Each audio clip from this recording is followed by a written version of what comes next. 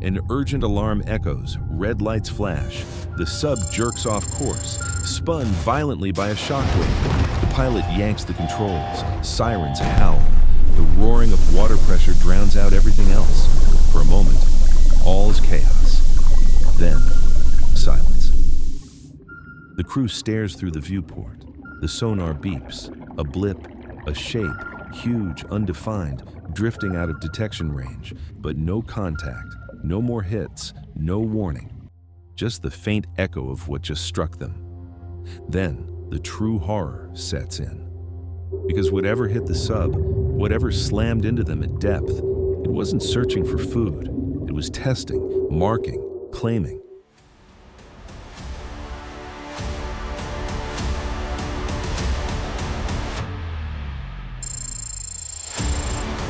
To understand what just happened, you have to understand where you are. There is a place on this planet where you do not belong.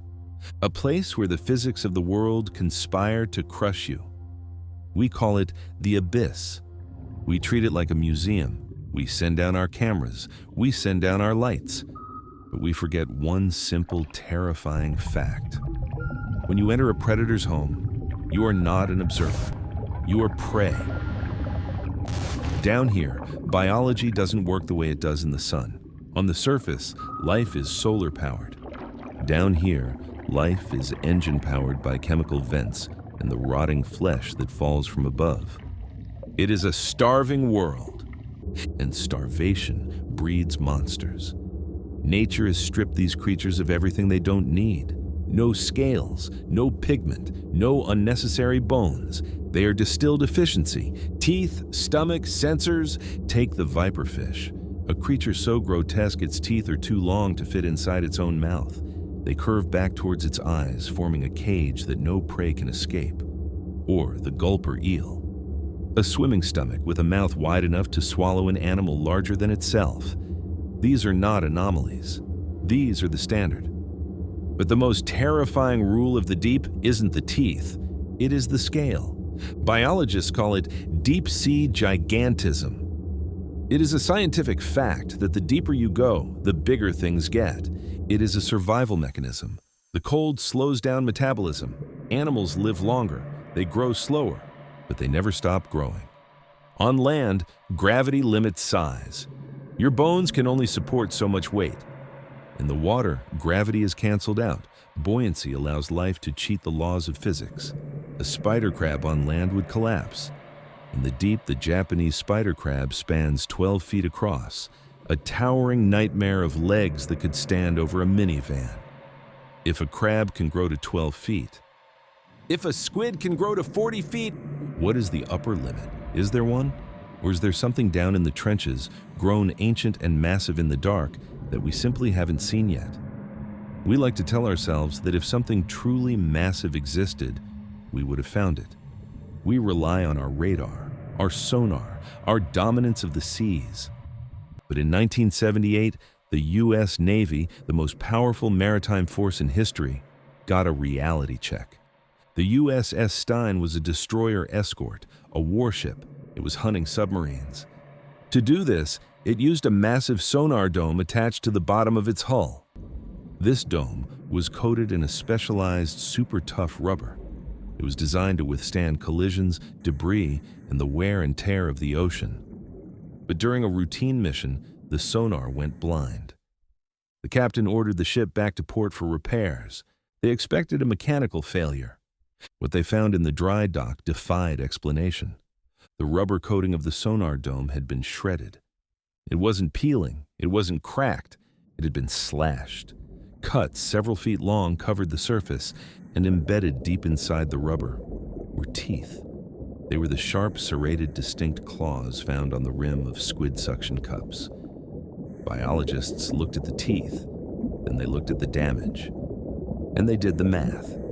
Based on the size of the claws left in the hull, the squid that attacked the USS Stein wasn't just big. It was impossible. Estimates suggested a creature far larger than the giant squid, likely larger than the colossal squid. And consider the behavior. This wasn't a shark taking a curiosity bite. This was a cephalopod attacking a 4,000-ton steel warship. It wrapped its tentacles around the hull. It drove its hooks into the rubber. It tried to drag a destroyer into the dark. The USS Stein incident is the smoking gun. It proves that monsters of impossible size exist, and it proves that they are not afraid of us. But the Stein is not the only warship to encounter something inexplicable. Go back further, to 1915, World War I. The German submarine U-28 was patrolling the North Atlantic. They had just torpedoed a British steamer, the Iberian. The ship sank rapidly.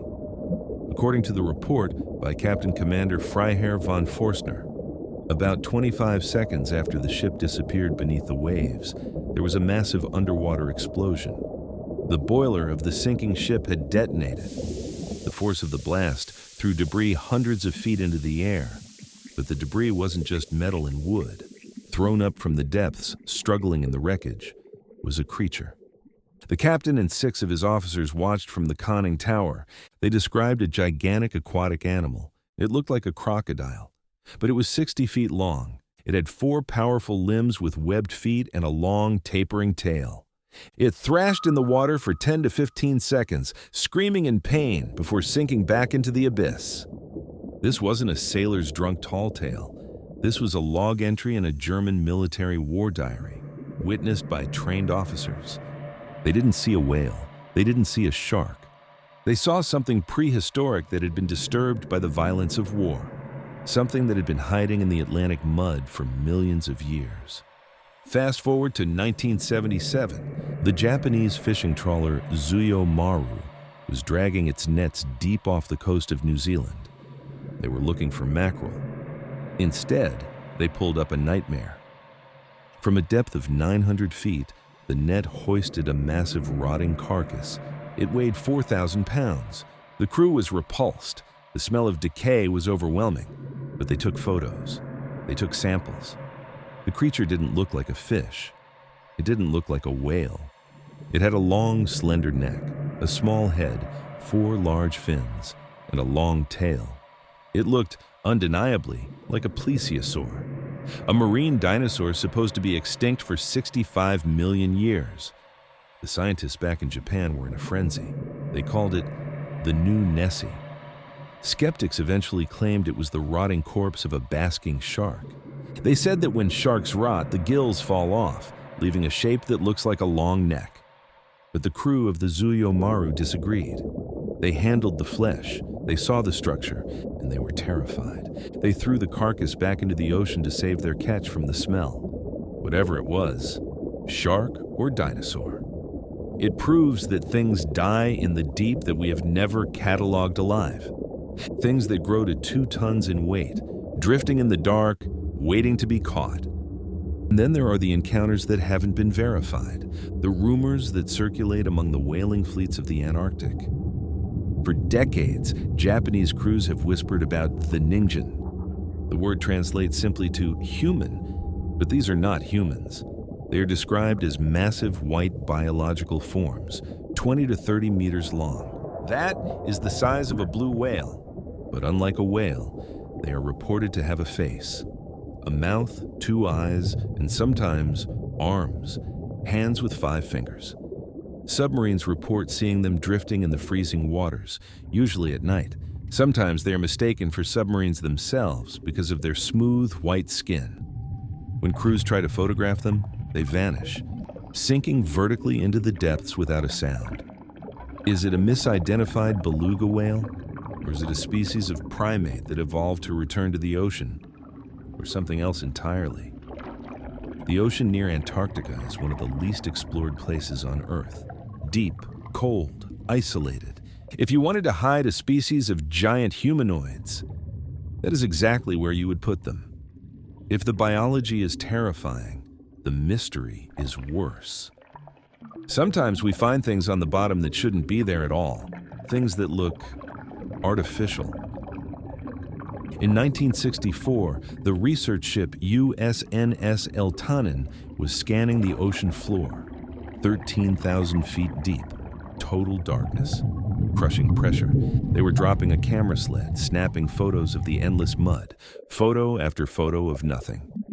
And then, frame 135.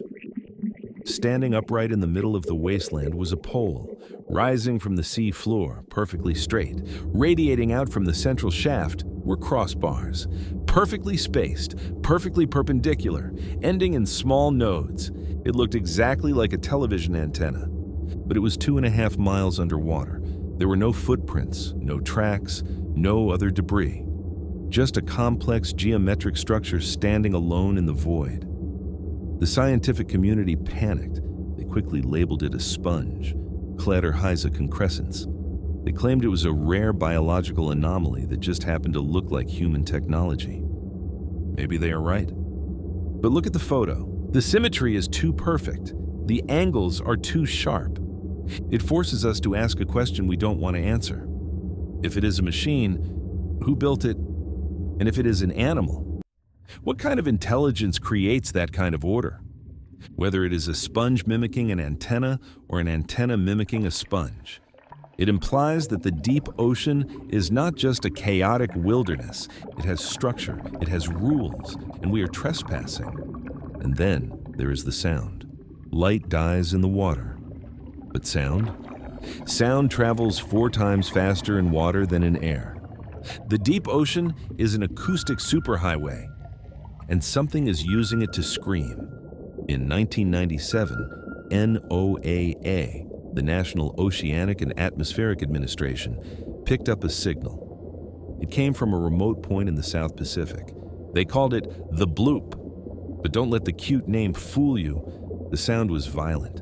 It rose in frequency rapidly like the groan of a dying beast. But the terrifying part was the volume. Sensors picked up the sound from over 3,000 miles away. For a biological sound to travel that far, it has to be loud. Louder than a jet engine, louder than a nuclear explosion, significantly louder than the call of a blue whale. Scientists tried to explain it away. Ice quakes, glaciers cracking. But the audio profile matched the signature of a living creature. If a blue whale is 100 feet long, how big is the animal that makes a sound 5 times louder? Is it 300 feet? 500 feet? Is it a dormant predator waking up? And the bloop isn't alone. We have recorded Julia. Train. Sounds that mimic machinery, sounds that mimic voices. The ocean is noisy. And we are just realizing that the noise isn't random. It's communication. So let's go back to the beginning, to the dark, to the impact. You are in the sub. The lights are out. You know about the USS Stein. You know about the Ningen. You know that down here, things grow to nightmare proportions. And you know that something just hit you. It wasn't a rock. It was a test. A predator doesn't attack something it fears. It attacks something it thinks it can eat. The metal of your hull groans. You realize that to the thing outside, you are not an explorer. You are a walnut, a hard shell with soft meat inside, and it knows how to crack shells. We map the moon. We map Mars, but we have only seen 5% of our own oceans. The other 95% is shadow. We tell ourselves we are the apex predators of this planet. But that is a lie we tell ourselves to sleep at night. We are the apex predators of the land. But once you dip your toe in the water, you are no longer at the top of the food chain. You are entering a foreign country, one with giants that can shred steel, one with sounds that can shatter eardrums, one with darkness that has lasted for millions of years. So when you look at the ocean, don't look at the surface. Don't look at the waves reflecting the sun. Think about what is swimming beneath them. Think about the eyes that are too big to need light. Think about the jaws that act like hydraulic presses. And ask yourself one question. If we have explored the land and the space and the sky, why have we avoided the deep? Maybe it's not because we can't go there. Maybe it's because deep down in our primate brain, we know we shouldn't. We found out the hard way with the USS Stein. We find out every time a camera goes dark. Some depths were never meant to be explored, and if we are lucky, we will never find out what is down there, because if we do, it might decide to come up.